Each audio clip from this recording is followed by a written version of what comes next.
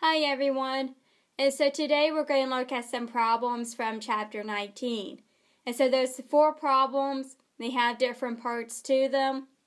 What you want to do after you see each problem, pause the video, try the problems yourself, and then unpause the video and check back with me. Problem 1, and so for this problem, for each of the following parts, you want to write down the correct hypotheses, and you want to do so in the term of the parameter values. And so A, seatbelt compliance in Massachusetts was 65% in 2008. The state wants to know if it has changed. B, last year a survey found that 45% of the employees were willing to pay for on-site daycare. The company wants to know if that has changed. And C, regular card customers have been with the company for an average of 17.3 months. The credit card bank wants to know if their gold card customers have been with the company on average the same amount of time. And so pause the video and try to write these hypotheses yourself. And so for A, and for B and C as well, you want to think, is this categorical or is this quantitative? That's going to tell you if you're going to have the population proportion P or the population mean mu inside of your hypotheses. And so here you're looking at a percent, a proportion. So this is categorical. And so you want to be talking about the population proportion P. And so you should have the null hypotheses as P equals 0.65. Your alternative, P is not equal to 0.65. The reason why it's not equal to in the alternative is they just want to know, is there some change? They don't care if it's higher or lower. They're just looking for a change, and so that's not equal to. B, again, this is categorical or quantitative. Here you're looking at a proportion, at a percent, and so this is categorical, and so you're going to be talking about the population proportion P. And so for your hypotheses, your null hypotheses, P is equal to 0.45. Your alternative, P is not equal to 0.45. Again, they're just looking for some change, and so it's going to be not equal to in the alternative.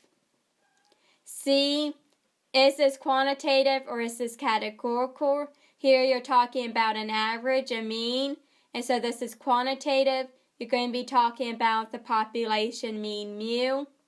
And so inside your hypotheses, you're going to have in the null, mu is equal to 17.63. Your alternative, mu is not equal to 0.73. Again, they just want to know if this was the same amount of time. And so it's just going to be a not equal to. And so for problem 2, and it kind of cut off here, I'm sorry.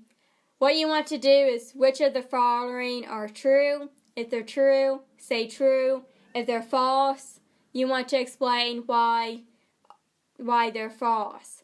And so why don't you just pause the video and think about which one of these are true and which one of these are false. And so if hopefully you have thought about this. And so on A, we're looking at it says a very high p-value is strong evidence that the null hypothesis is false. And so hopefully you said this is not true. Actually, a low p-value provides evidence for rejecting the null hypothesis and not a high p-value. B, it says a very low p-value provides that the null hypothesis is false. And so hopefully you said this was not true as well. What it does, a very low p-value results in rejecting the null hypothesis, but it does not prove that it is false. All this is saying is that we have evidence to show otherwise. We're not saying it's false. We just have evidence to show differently for this sample here. It could be a different case for a different sample. On C, it says a high p-value shows that the null hypothesis is true. And I hope you put that as not true. This is false. A high p-value shows that the data are consistent with the null hypothesis, but it does not provide that the null hypothesis is true. D, it says a p-value below 0.05 is always considered significant evidence to reject a null hypothesis. And so this is false as well. Whether a p-value provides enough evidence to reject the null hypothesis is going to depend. It actually depends on the risk of type 1 error that you're willing to make. And so it's going to depend on your alpha level. Different alpha levels are going to depend. It's going to make you consider to reject the null hypothesis or fail to reject. And so it's going to depend how much of a type 1 error are you willing to make. And so A, B, C, and D are false. If you have any of these true, you need to pause the video, go back through your notes, and think, why did you put true, and why are these actually false statements here? Okay, so problem 3 is going to be exactly the same way. Which of the following statements are true? If false, explain why. Again, I cut some of that off there. I'm sorry. And so pause the video and think about which one of these are true and which one of these are false. If they're false, please tell why they are false. Okay, so hopefully you have thought about this. And so on A is saying using an alpha level of 0.05, a p-value of 0.04 results in rejecting the null hypothesis. And so this one is true. There's nothing wrong with it. If your p-value is 0.04, it's going to be less than 0.05, your alpha level, and so that's going to result in rejecting the null hypothesis. And so A is true.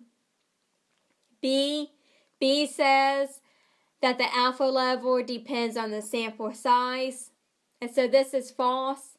The alpha level is set independently, and it does not depend on the sample size. And so B is false. C says with an alpha level of 0.01, a p-value of 0.1 results in rejecting the null hypothesis. And so this is false. 0.1 is actually greater than 0.01, and so it's going to result in not rejecting the null hypothesis. And so the p-value will actually have to be less than 0.01 for us to reject the null hypothesis. And so C is false.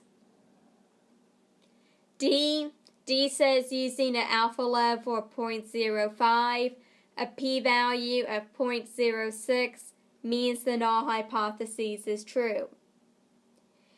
And so D is false. All it's saying, if you had this alpha level of 0.05 and a p-value of 0.06, is that we do not have enough evidence at that certain alpha level to reject the null hypothesis.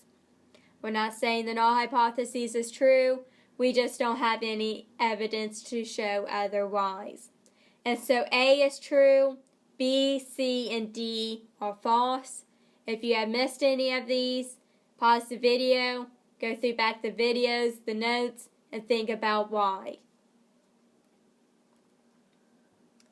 And so the last problem, problem 4, for each of the following, state whether a type 1, a type 2, or neither error have been made. And so here we want to think about the different types of errors you could make.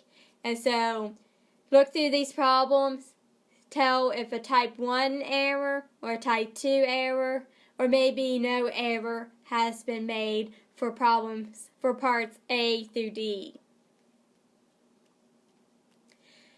Okay, so hopefully you have went through these. And so on A is saying a test where you have hypotheses mu equals 25 and your alternative mu is greater than 25, reject the null hypotheses. You later discovered that the population mean is actually 24.9. And so what you should say here is the type 1 error has been made. The actual mean was not greater than 25. And so you made a type 1 error. B, a test of where the null hypothesis P equals 0.8 versus the alternative P is less than 0.8 fails to reject the null hypothesis. Later, it was discovered that the population proportion was 0.9. And so no error here was made. The actual population proportion is greater than 0.8, and so they were correct in not rejecting the null hypotheses. And so there was no error made for B. C, a test of where the null hypothesis P equals 0.5 versus the alternative P is not equal to 0.5 rejects the null hypothesis.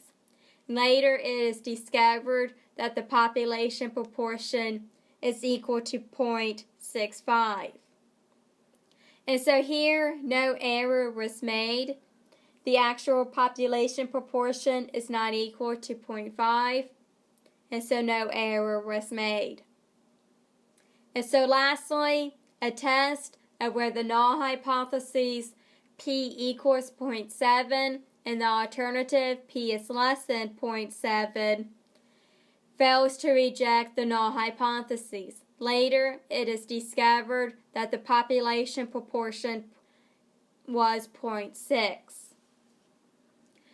And so here a type 2 error was made. What they should have done, they should have rejected the null hypotheses since 0.6 is less than 0.7.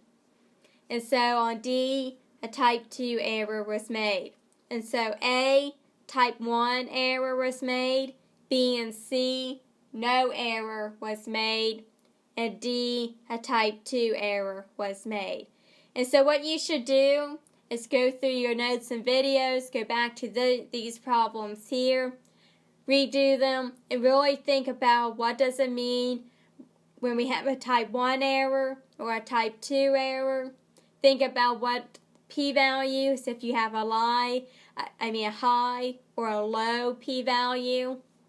Think about what happens with your alpha levels, and think about how should you write hypotheses.